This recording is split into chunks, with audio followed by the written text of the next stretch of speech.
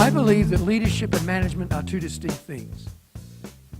They're both vital to any growing enterprise. Without management, we're in big trouble. But that's not the same as leadership. It complements, but it's not the same. Management, and I'm speaking generically, please, is focused on metrics, on numbers, on pie charts and Excel spreadsheets and benchmarks, and those things are all vital. But leadership is focused on mindset. Management focuses on benchmarks, leaders focus on breakthroughs, not how is it being done, but how might it be done in a way that hasn't yet been imagined. See, I'm saying leadership is more than placeholding. It's more than a title.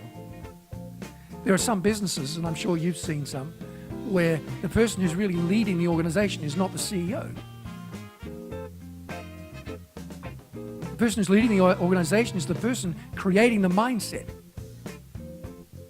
You see, because managers in essence are structural engineers, absolutely vital. We couldn't build this building without a structural engineer. But leaders are cultural architects who create an environment or facilitate an environment in which people flourish.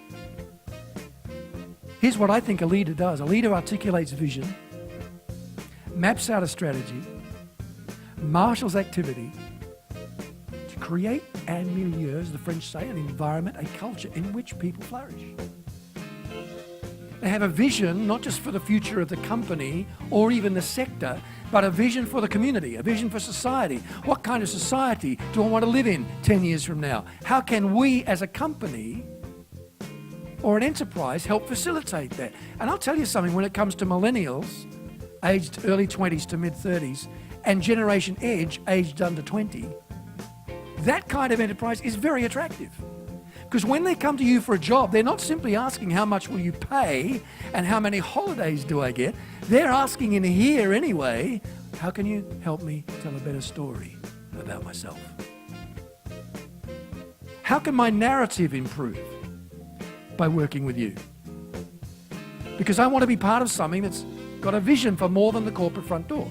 The second thing a leader does is map out a strategy. If that's where we want to be in 10 years, where must we be after 5, after 3, after 2? Do you know, in a recent survey in the European countries, among CEOs of major companies, less than 3% said, I spend any time daily thinking about the future of my company. I think it's a primary role of a leader to develop vision, but then strategy to match the vision. And then marshalling activity, bringing the right people into the business, into the enterprise. Now we want that strategy. Who do we need? Let's get them. Let's keep them.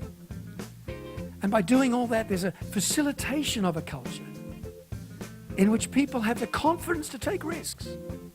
Innovation requires risk, doesn't it?